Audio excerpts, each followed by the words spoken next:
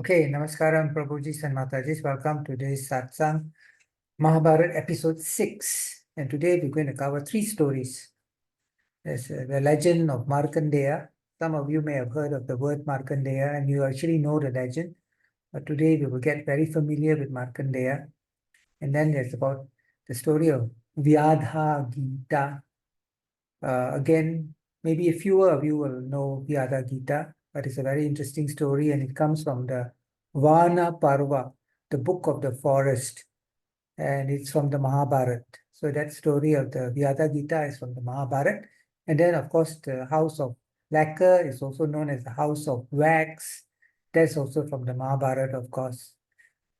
So we'll do these 3 stories and then we'll see if there are any common elements within the 3 stories.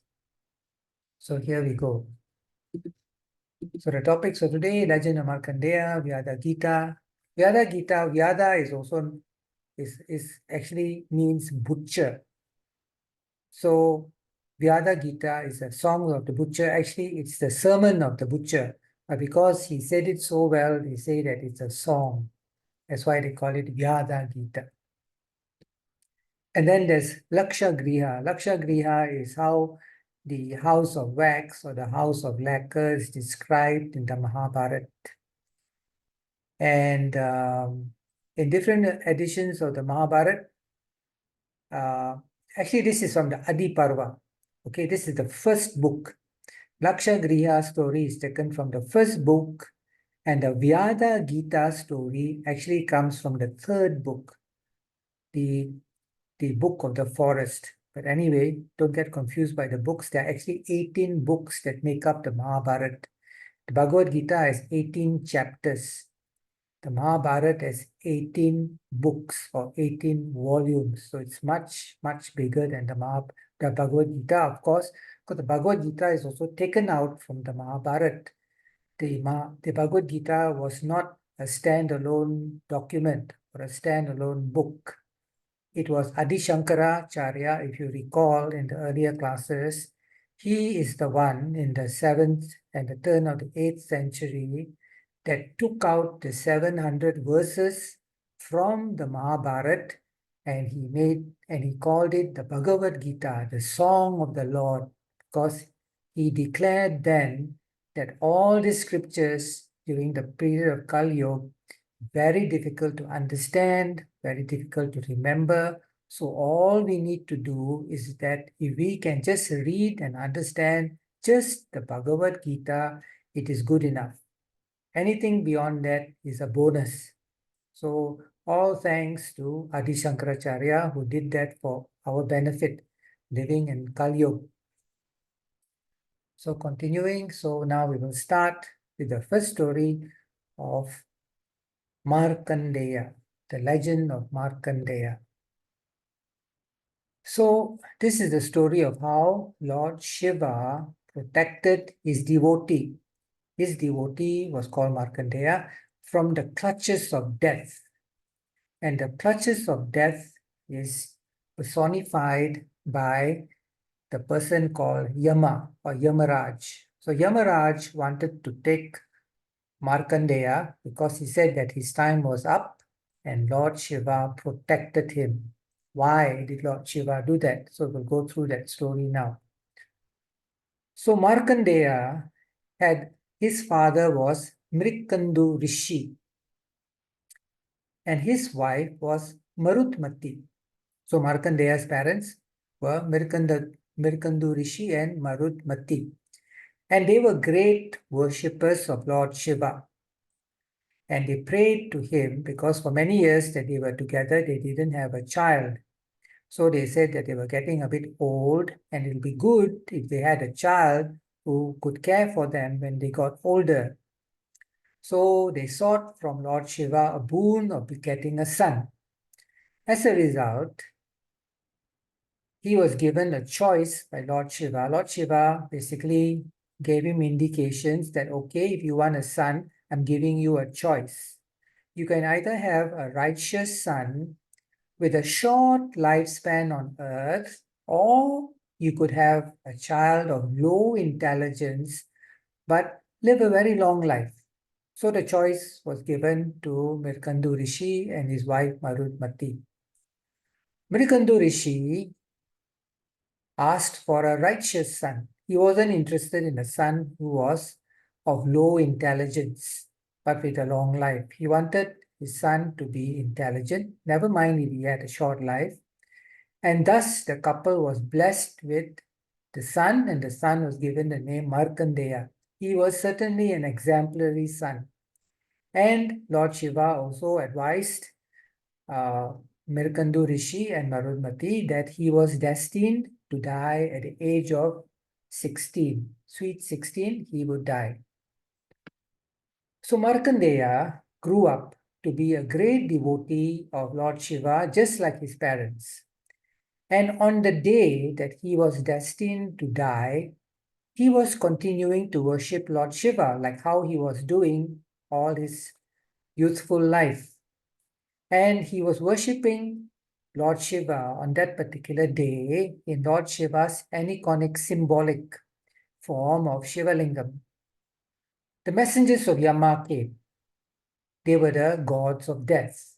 And they were, however, unable to take the life of Markandeya because of his great devotion and continual worship of Lord Shiva. So they went back to their boss, Yamaraj, and they told Yamaraj, boss, we know you have given us an assignment to bring Markandeya to the clutches of death, but we were unable to. So Yamaraj said, then I will do it myself. So he came in person to take away Markandeya's life. And when he first tried, it didn't work. So what he did was he took a noose, and he took the noose or a lasso and he threw it. He wanted to pull Markandeya. He wanted to throw the noose around Markandeya's neck. But by accident of fate, the noose or the lasso mistakenly landed on the Shiva Lingam instead of around Markandeya's neck. And Lord Shiva, in the form of the Shiva Lingam, he emerged in all his fury and he attacked Yamaraj for his act of aggression. And of course, Lord Shiva defeated Yamaraj to the point of death. Then he revived him. Lord Shiva revived Yamaraj back on the condition that the devout youth Markandeya would live forever. So he told Yamaraj, you leave my devotee alone. He is my great devotee, he is my bhakta, so you don't disturb him. You have no business to come here, and I am superseding you in all powers anyway. So you listen to me and go away and leave this boy alone. So for this act, Lord Shiva was thereafter known as Kalantaka, the ender of death. Kala is basically time and Anta is the end. So the ender of, Antaka is death basically. Okay, the end of a person is Antaka. So Kalantaka was given as a name to Lord Shiva because he ended death. So this event, where did it take place? It is said that it took place on the bank of the river Gomati in a district called Kaiti near Varanasi. So for those of us who have been to Varanasi, who are about to go to Varanasi, it's really good to look up for this place. Where did this episode take place? It's really interesting. So a review. What did Markandeya's parents pray for? Make life easy. The answer is provided here. They prayed for a son, the boon of getting a son from Lord Shiva. And who were his parents? His parents were Mirkandu Rishi and his wife Marudmati. How was the fate of Markandeya's short life overcome? Remember, he was destined to leave his body when he was 16 years old, yet he lived forever. So how was that fate changed. That fate was changed because he was an exemplary son, and not only that, he was a great devotee of Lord Shiva. And on his destined day of death, he continued to worship Lord Shiva. So rather than get frightened, oh, I'm 16 years old now, I'm going to leave my body, he wasn't worried one bit. He said, I'm the Lord's devotee. Whatever the Lord decides for me is best. So there's no need for me to worry or think or consider any other, or to have any other considerations. So that was how great Markendaya was, his faith in the Supreme Lord, that he cast aside all his doubts and fears and placed it at the feet of the Supreme Lord. So this is a lovely story to remember on Markendaya. So this story is definitely connected to the next one, which is Vyadha Gita, which we're going to do now. Okay. So Vyadha Gita is the songs of the butcher, or the sermon of the butcher, which was given in such a melodious way that is now referred to as the songs of the butcher. So a quick overview before we go in depth in the story. Where does it come from? The story comes from the Mahabharat, and it consists of teachings imparted by a Vyadha, a butcher, to a sannyasi, a monk. And what was the name of this monk? None other than the famous Kaushika.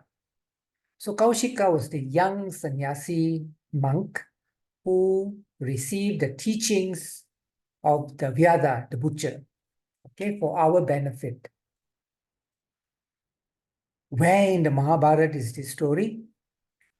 In the Vyadha Parva, the section which is the book of the forest. The book of the forest is actually the third book, okay? The first book is called the Adi Parva. Then there's the Sabha Parva. The Sabha Parva is where the famous gambling match happened and the attempt to disrobe Draupadi happened. That is in the Sabha Parva. So after that, the Pandavas were sent on exile to the forest. That is why it's called a Vana Parva, the book of the forest. So this story comes from the Vana Parva section of the Mahabharata. And this story is told to Yudhishthira in the forest by who? Markandeya Rishi. So Markandeya grew up and he was a Rishi on his own accord. And he is the one. So you see the connection? Markandeya. Now Markandeya is giving, none other than Markandeya is telling this story to Yudhishthira. And where did this take place? In the forest. So in the story, there was an arrogant young sannyasi called Kaushika, and he is humbled by a butcher. So it sounds a bit ridiculous. How can a monk get lessons from a butcher and be humbled by him? But he did. And this Kaushika learns about Dharma from a butcher. So it's quite an incredible story.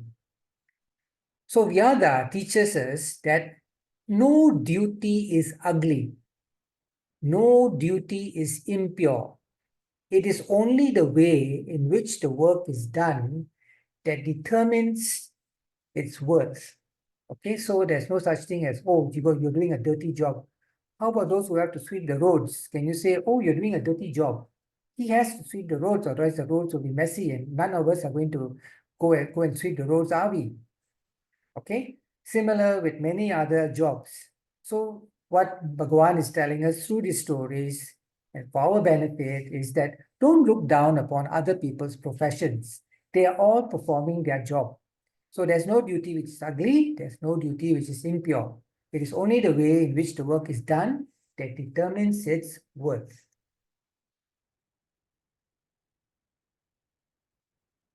Okay. I'm getting messages to say that there's some of them who cannot join this class, and I'm not so sure why. So I'm just going to pause for a little while and just give me a minute. I'm just going to check out what's happening.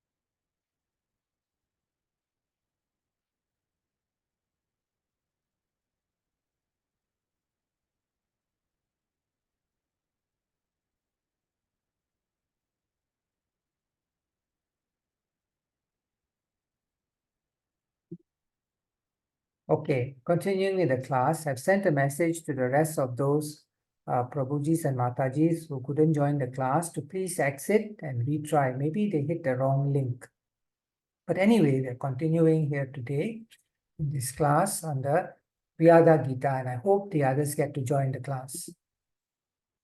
So the Bhagavad Purana mentions the Vyadha as an example of someone who attained perfection through satsang, through association with devotees. Okay, so we will come to that in a short while.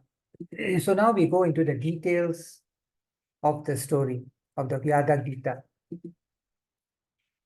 So this Vyadha Gita, the good thing is there are only 3 characters. Some stories you got 5, 6 characters, and then you can confuse who is doing what, and then you forget what's happening. So here it is very easy. There are only 3 characters. There is a Brahmin sannyasi called Kaushika, and then there's a housewife, and then there's the butcher, the Vyadha. The story begins with the young sannyasi going to the forest. He actually abandoned his parents. He said to himself that looking after my parents is a waste of time because I want to attain moksha. So he left his parents, his elderly parents, and he went to the forest because he says he's going to do meditation. So he sits down under a tree and he starts to meditate. And he practiced spiritual austerities for a long time. So one day, after years of practice, sitting under the tree, some dry leaves fell on his head because there was a fight between a crow and a crane. They were above the tree and they were fighting in the tree.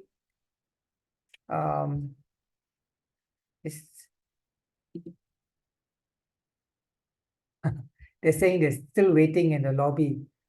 There's no, very funny. I'm not so sure why. I'm going to pause again, really sorry.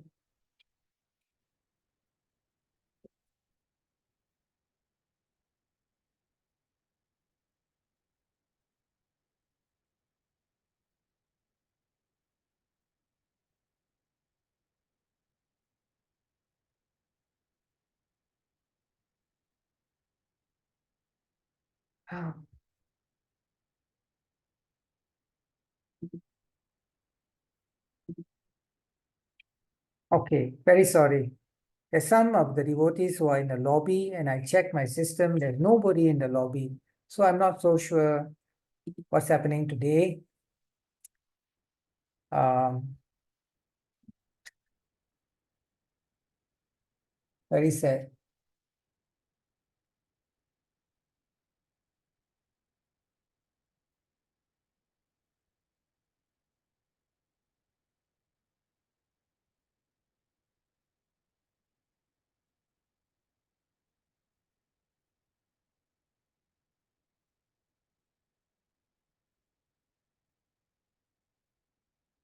Okay, I promise no more interruptions for those of you who are here.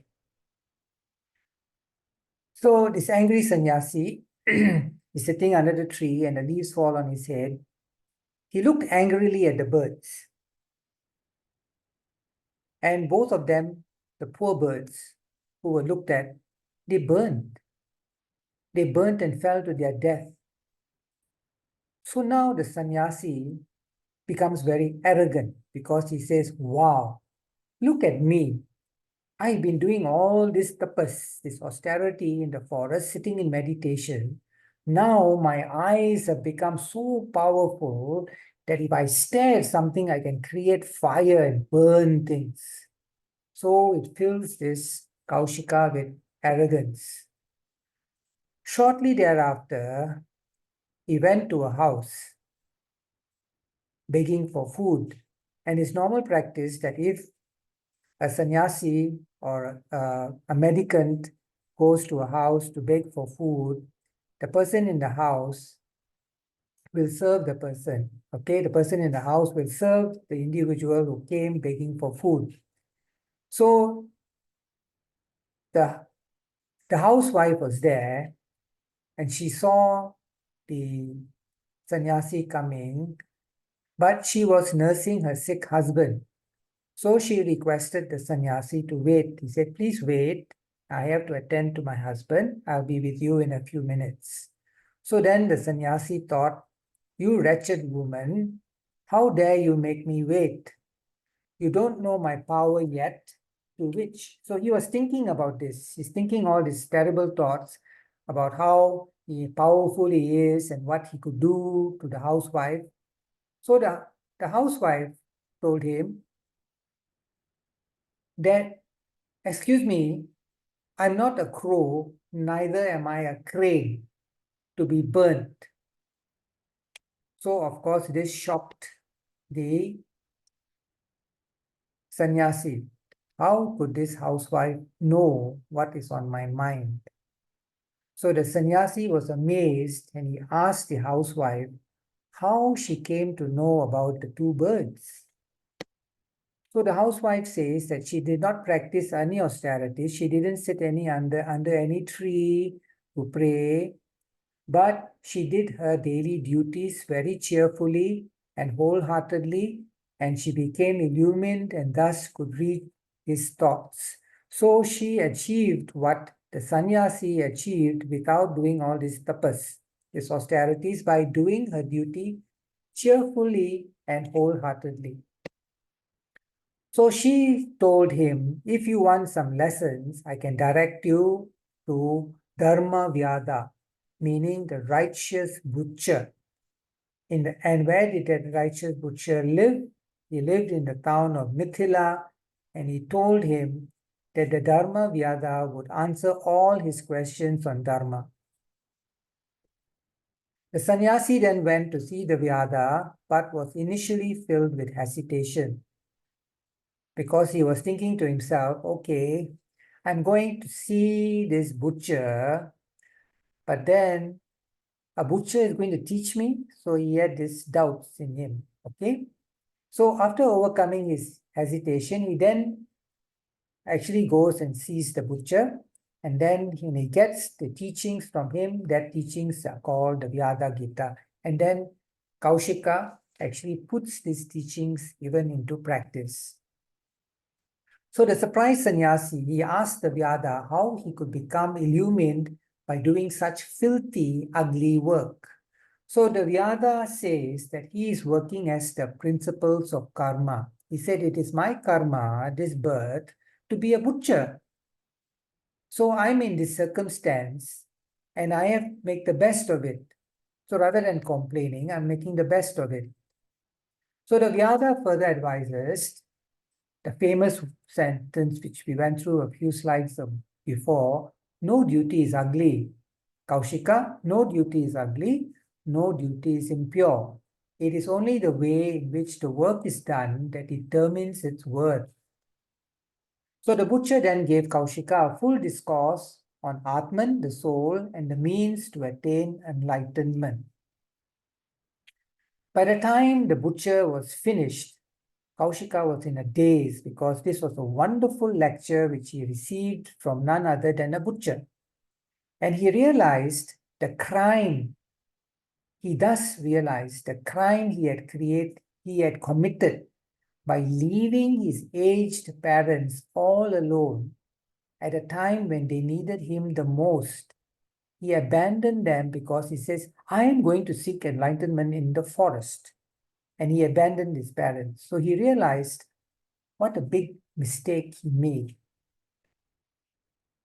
So Kaushika thanked the butcher. He said, thank you so much. And you have set me on the right path. So he's very grateful.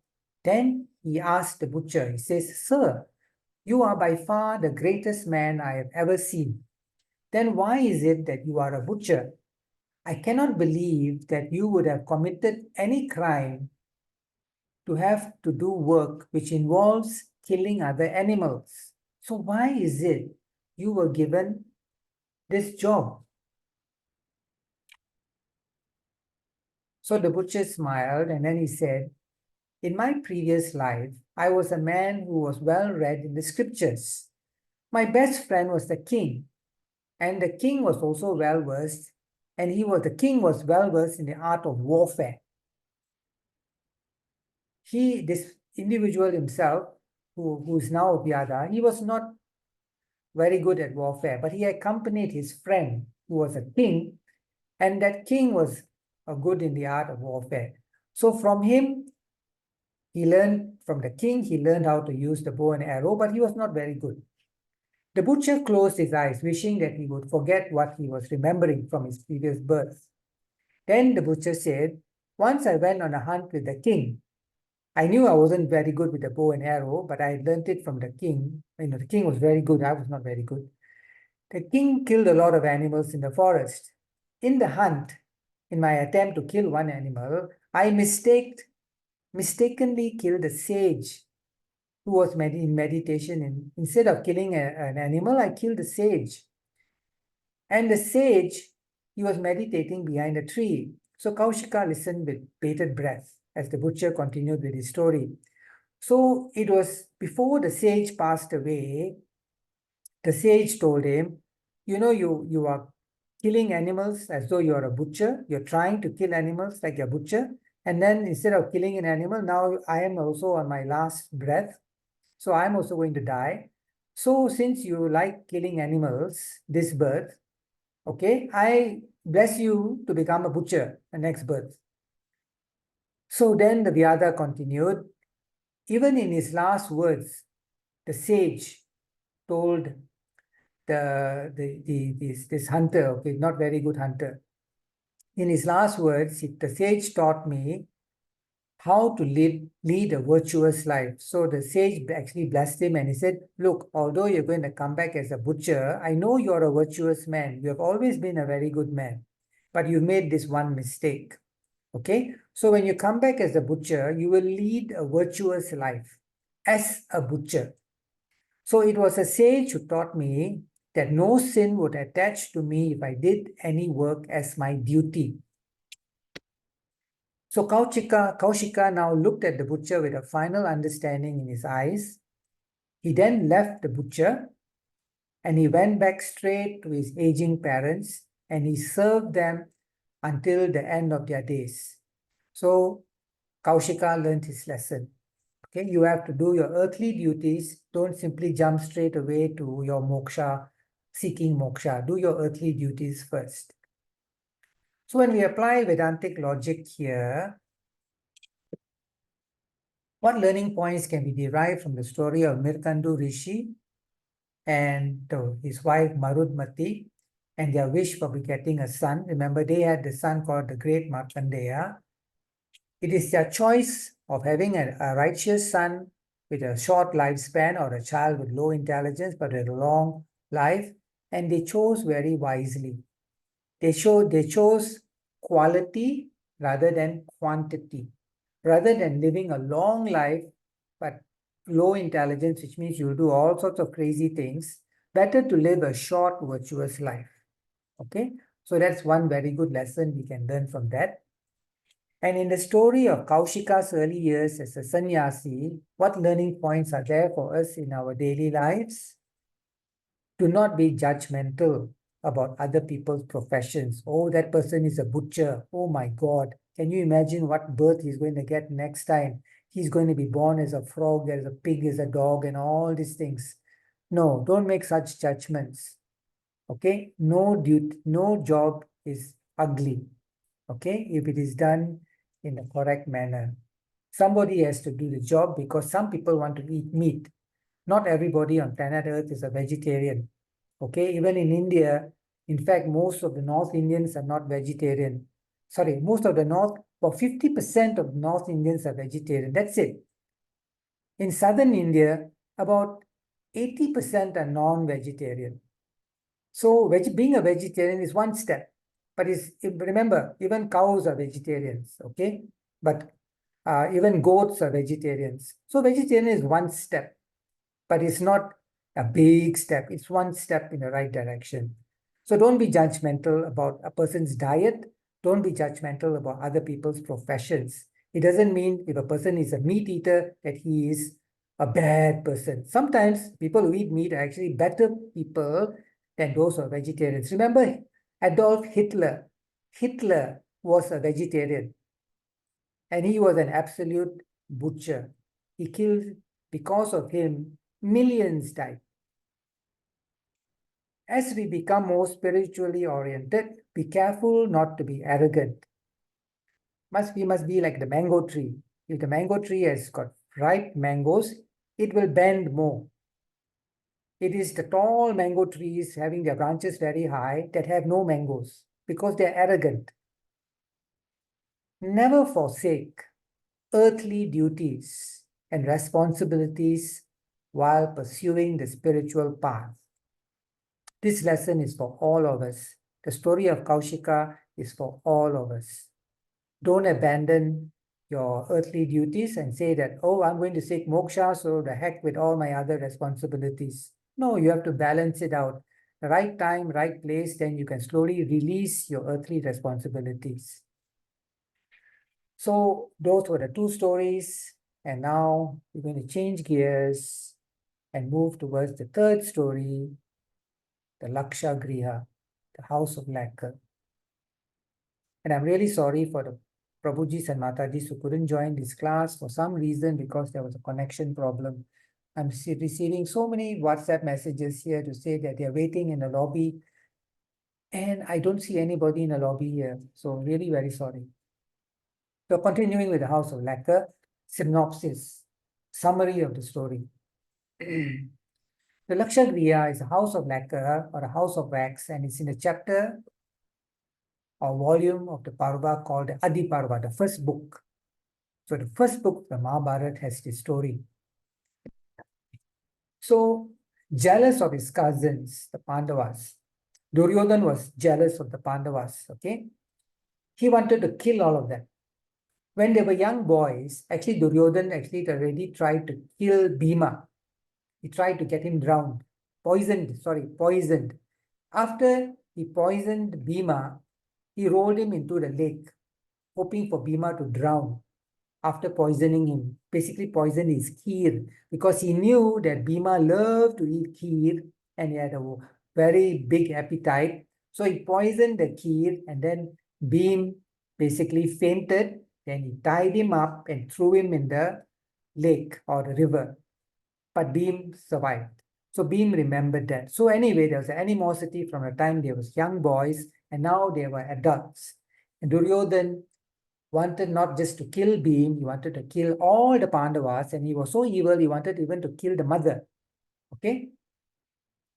So he planned to kill them by building a palace made of lacquer and by getting them invited to live in this palace.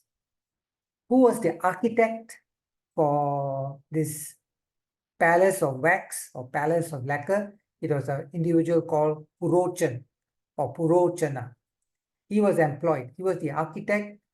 He was given the job to build a Laksha Griha, basically the house of wax, and it was in the forest or basically the neighboring village or called Varnavat. The house was meant to be a death trap because lacquer or wax is highly flammable. So the plot itself was such that nobody would suspect foul play. It all looked like a big accident, and the eventual death of the Pandavas would pass off as an accident. So the Pandavas and the mother would be in the house of wax, they will all burn, and then it'll look like an accident. So that was the plan hatched actually by Shakuni, shared with his favorite nephew, Duryodhan. Where is Varnavat? Today's context. So you can look at this map here. In relationship to Hastinapur, which was the capital where the palace was, okay, for the Pandavas and the Kauravas. So the palace was in Hastinapur. So Varanavat is west of Hastinapur. So that's where the house of wax was built. So there were no cars then, so it didn't take 2 hours and 15 minutes, okay? It was basically, in terms of distance, it was about 79 kilometers to the west. So in the Mahabharata, this incident is considered as a major turning point, since the Pandavas were considered dead by their cousins, and it makes them aware. The Pandavas now really realize after this incident of the house of wax how much Duryodhan and Shakuni and their brothers hated them so much that they wanted them dead. Even their mother, they wanted her dead. Okay? And it makes them aware of the Kauvara's complete antagonism for them. So this gave the Pandavas ample motive and opportunity because they thought, the Kauvaras actually thought that the Pandavas were dead, they had been burnt in their palace. So now, because they were incognito, nobody knew they were alive, they could prepare for a potential alliance with Draupadi through marriage with their daughter, Draupadi, and to keep their position more secure through an alliance with another royal family. So rather than just them alone, they also now building an alliance with another kingdom. So Duryodhan's resentment. Dhritarashtra, the blind king, Duryodhan's father, he had decided to make the eldest brother of the next generation. Who was he? Yudhishthira. Remember in our episode 1 or 2, there was a competition who to give birth, and then the two mothers were going to give birth, but then Yudhishthira was born first. Okay, so he became the eldest of the next generation. So by that account, Yudhishthira was the Yuvraj or the crown prince to be. So Dhritarashtra made Yudhishthira the crown prince because he was the eldest. Actually, Pandu, who was Yudhishthira's father, was actually the real king, if you recall. Pandu was the king, but then he abdicated because he had been given a curse to die an early death. Okay, and Dhritarashtra had been taking care of the kingdom until the sons of Pandu came of age so that they could take over. So this decision by Dhritarashtra to make Yudhishthira the Yuvraj or the crown prince made him furious because Duryodhan felt that he was the rightful successor to the throne. So he and his father now he and his uncle Shakuni engineered a plan for a cold-blooded murder of Pandavas and their mother Kunti. So for this, Duryodhan sent Purochan to go and construct a palace for the Pandavas in Varnavat. Remember, it was 79 kilometers west of Hastinapur. And this palace was made of combustible materials like lacquer, wax, wood, and oil. So very, very flammable. So Yudhishthira was learning archery from Drona. So were all the other Kauvaras and Pandavas. So Yudhishthira was also regularly going to Vidur, who was Dhritarashtra's younger brother, and Vidur was the prime minister. And why was Yudhishthira going to Vidur? Because Vidur was known as a very wise person, and Yudhishthira wanted to seek enlightenment and polity, how to run a state, how to be a good leader, and social sciences. So Yudhishthira became a source of inspiration and guidance to all his brothers. So Yudhishthira was setting a very good example for his younger brothers. Bhishma and Drona had the highest regard for Yudhishthira. Bhishma, of course, was grandfather Bhishma, and Drona was the Acharya. So they had very high regard for Yudhishthira. So they were very happy when Yudhishthira was made the Yuvraj, the crown prince, because Yudhishthira had acquired wisdom worthy of an advanced age, even though he was still a youth. So the extraordinary, I will not go through all the sentences, but basically the Pandavas were very united and they all had unique talents, okay? Nakul and Sahadev had talents, Bhima had talents, Arjun had talents, okay? And if you look at the last sentence, the Pancha Pandavas were known for their solidarity, their unity. They were very united. These five brothers were very united. And all the kingdom knew about it. All the citizens, they all knew about how united the Pandavas were. So this formidable combination of the Pancha Pandavas had its natural repercussions and counteractions in the mind of the Kauravas. The Kauravas were getting very threatened by how powerful and united the Pandava brothers were. So Dhritarashtra was very much attached to his sons, but outwardly, in public demonstration, he showed love for the Pandavas. But inwardly, he actually loved his sons much, much more, especially his eldest son, Duryodhana. So not happy with the state of affairs and knowing that his father loved him so much, Duryodhana goes to his father and complains. He tells his father, "Dear father, something must be done to solve this problem. All of us brothers feel orphaned. While even though you are alive, we feel as though we are orphans. Look at the public image the Pandavas have for themselves. Everybody is talking about a Pancha Pandavas. Nobody talks about us. These Pancha Pandavas actually are very evil people," he's telling his father. "They are instigating the people against you," which was an absolute lie. But Duryodhana was telling his father, "You know, these Pancha Pandavas, they're instigating the citizens against you. Now the people are saying in the open streets that it is high time that you give up the kingdom and give it to Yudhishthira," which was again an absolute lie. But Duryodhana was telling to his father all these stories. Okay? Duryodhana further instigated his father by saying, they have already given the name Yudhishthira, they have given him the name Dharma Raja, the righteous king. He's not even a king, and they're calling him Dharma Raj in anticipation of his early installation to the throne. You are elder to Pandu, and it was your mistake, Dad, that you made Yudhishthira the Yuvraj and not me. So then what's going to happen to us, the Kauravas, your own sons? Are we to live like second-rate princes, dependent entirely on the charity, on the benevolence of the Pancha Pandavas? Oh, you made us orphans. You made us no pride in us anymore. So then he scolds his father also. Not only does he give him wrong information, he then scolds his father. Owing to your so-called goodness, you have unwillingly betrayed the interests of your own children.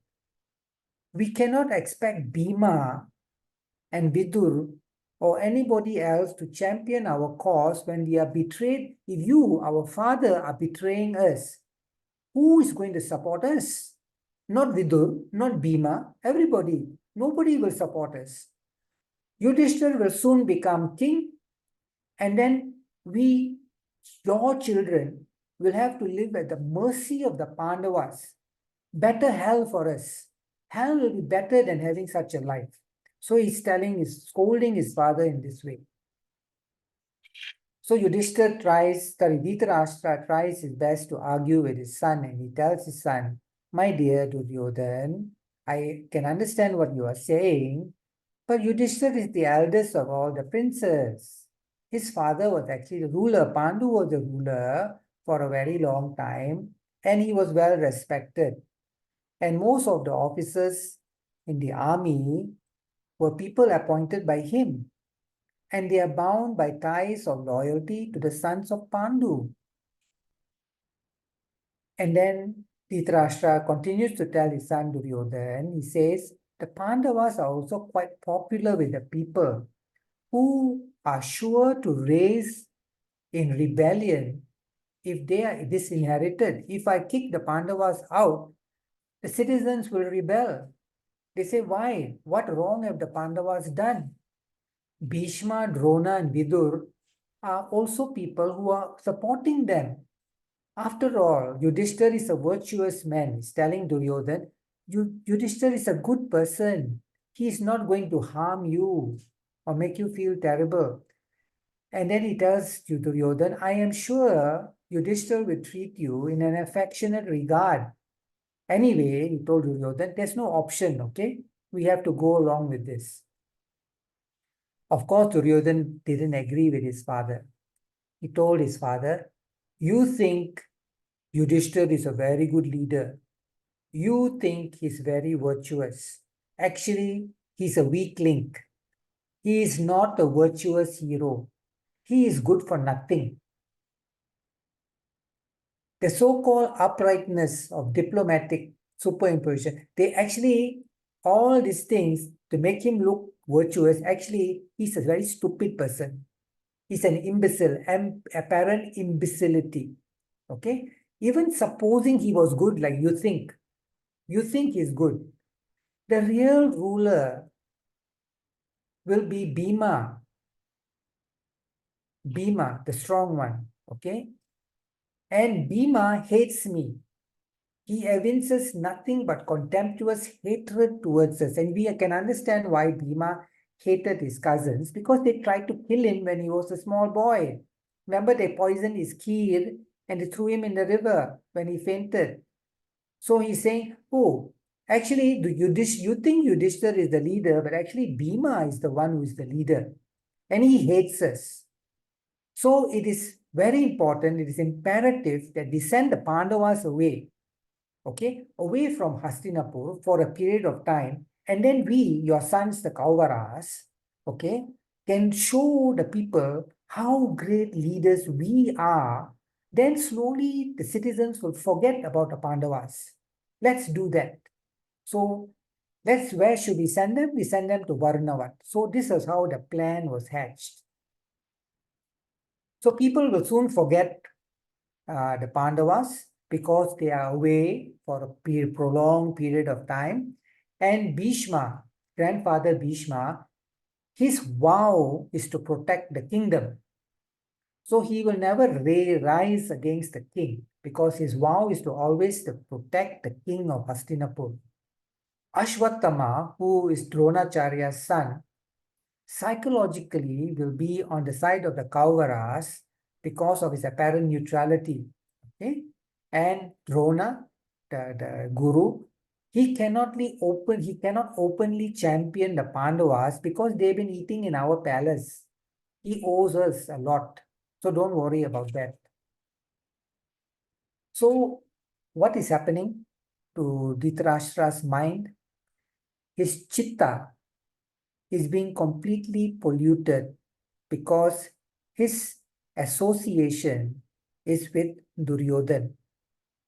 So Duryodhan is feeding him again and again and again with false and bad information. So now Dhritarashtra's mind is completely polluted.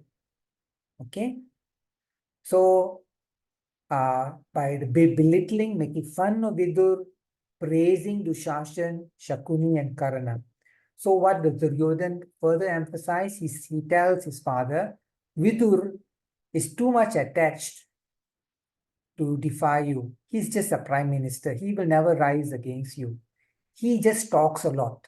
People think he's very wise, but actually he's a chatterbox. He talks, no action. Okay? He's not a man of action. His irrelevant prattle is mistaken for philosophy. People who are not very intelligent think he's talking very great things, but actually Vidur is a useless fly. He just talks big.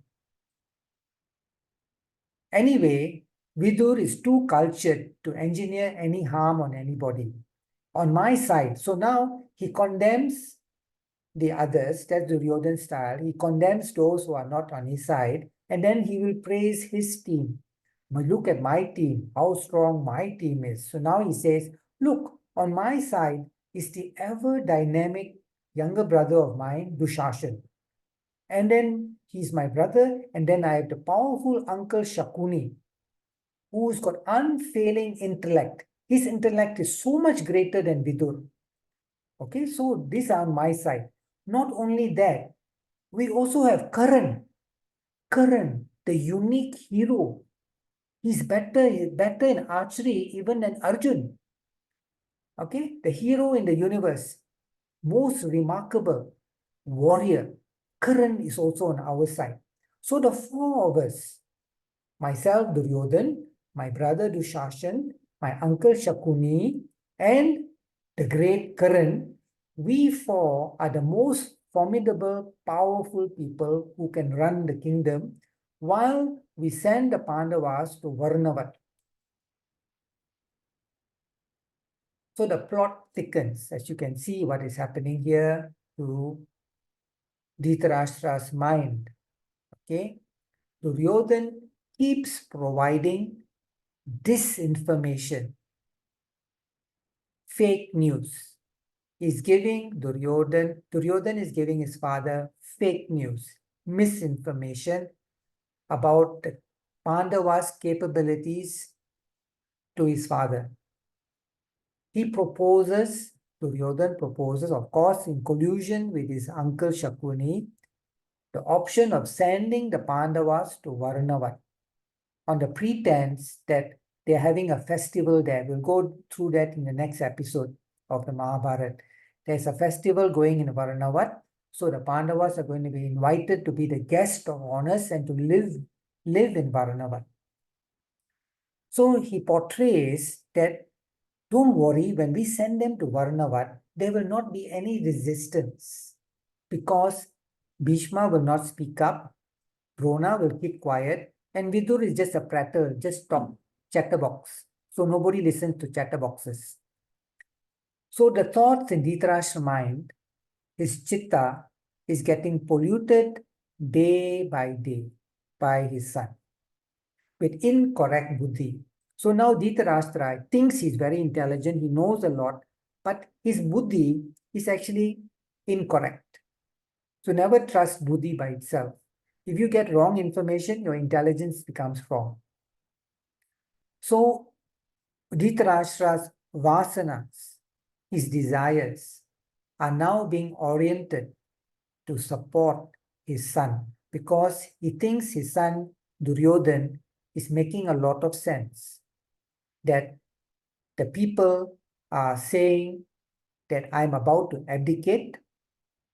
Yudhishthir is outwardly proclaiming that he's going to be king soon. And I am not decided to give up the kingdom, but they want to take the kingdom from me. And they are really weak and useless. So it is better in the long run if we ask the Pandavas to leave the palace. So he is slowly moving in that direction in accordance to his son's wishes. Okay, so to be continued in the next satsang. Any questions on the 3 stories? Remember, we did 3 stories today. The first story was on Markendaya Rishi. He was the great Rishi who was saved by Lord Shiva. And then we did the story of the Vyadha Gita, the story of the butcher or the songs of the butcher, and how he taught Kaushika a lesson, okay, to not give up your earthly duties, to do your earthly duties whilst pursuing your spiritual path. And then, of course, we have then moved on to the Adi Parva of the Mahabharata, and we discussed the build-up to the Laksha Griha or the house of wax. So any stories at all, you can put your hand up or you can just type it out. Okay, there's a chat here. I can have a look.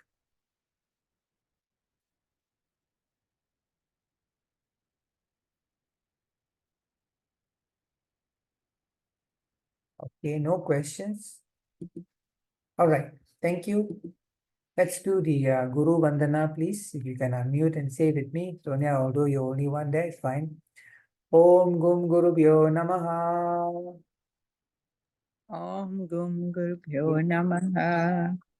Om Namo Bhagavate Brahmanandaya. Om Namo Bhagavate Brahmanandaya. Om Namo Bhagavate Shivanandaya. Om Namo Bhagavate Shivanandaya. Om Namo Bhagavate Vasudevaya. Om Namo Bhagavate Vasudevaya. Prabhuji Matajis, once again, I apologize for those of you who had difficulty joining the session. Anyway, this session is recorded. Jai Shri Krishna. Om Namah Shivaya.